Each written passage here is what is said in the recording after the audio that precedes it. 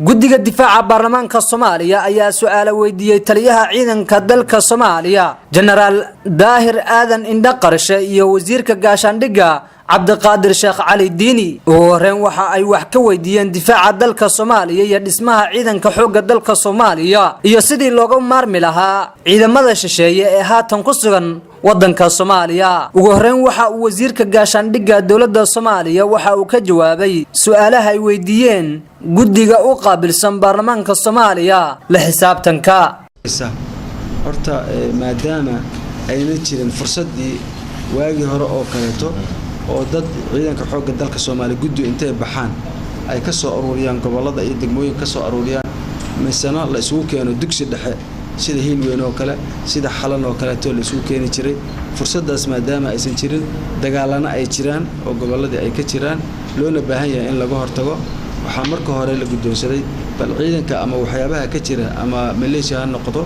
ama muxuu ahaay dad kale xoogga dalka Soomaaliya ha noqdeen bal gobolka dhexdiisa regionka dhexdiisa markaas deegaanadaas beelaha degan oo Soomaaliyeed in la isku dhafo laga bilaabo. dhinaca kale taliyaha ciidanka dawladda Soomaaliya General Indhaqarshe ayaa su'aalo weydiin kadib ka warbixiyay sida hadda uu u shaqeeyo ciidanka qaranka Soomaaliya. dagaalkan waa dagaal ummadda Soomaaliyeed ku jirto waxa la rabaa in hal ciidan uu sii dawladda ay wada gasho oo shacbiga la geliyo oo shacbiga ka qayb galo oo dawladda ka qayb gasho wasaaradda ka qayb galaan haddii la rabo guulina gaar waana oo dhan soo duuban dagaalka wada galno u kala haray oo raadiga ayaga laga garto oo maxaan ku raada codkayga laga garto oo wadaadadeeda laga maqlo oo madaxdeena laga maqlo oo siyaasiyiinta laga maqlo in dagaal ku jiro laakiin haddii la askarta iska dagaalama idinku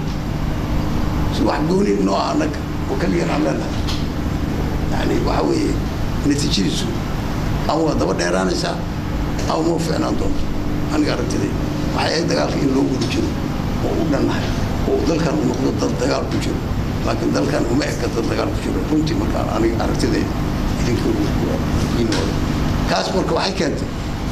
shacabku inuu sahayn shacab dagaal ku jiro oo uu kala jeclaynba mararka qaarkood afarta dhibaysay marka dhibka ku hayay ma dadka kale uu dareemayo dadka askariga yimaadeen al-shabaab joogto askar mid wax macnaa wala guddiga su'aalaha weydiinaya ayaa waxa ay baarlamaanka Soomaaliya u qaabilsan yihiin la xisaabtanka